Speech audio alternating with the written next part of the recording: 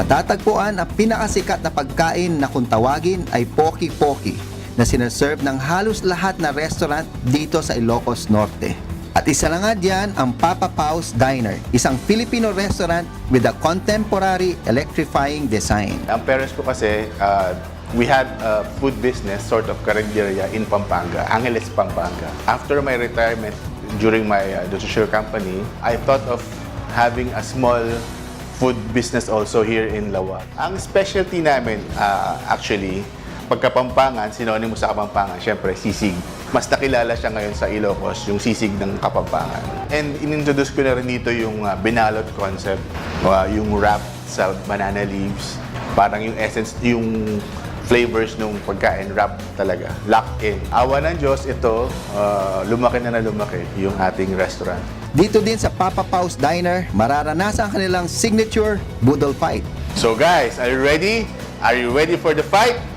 Yes. So, dinner will be served.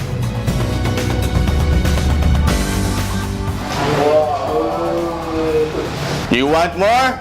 There's more!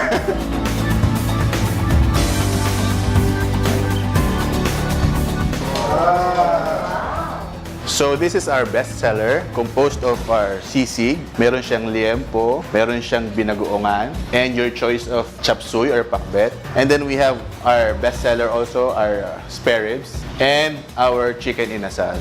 Talaga nga namang hindi makukumpleto ang inyong Ilocos Norte escapade kung hindi mo ma-experience ang budol fight na pinagmamalaki ng Papa Pau's Diner. Dagdagan pa na nagaganda ang artworks and photographs na gawa ng kanyang mga kaanak.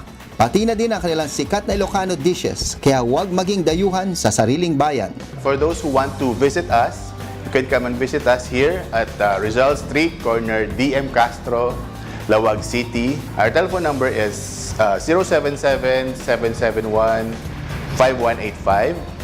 And we have a Facebook fan page that is Papa Pau's Diner.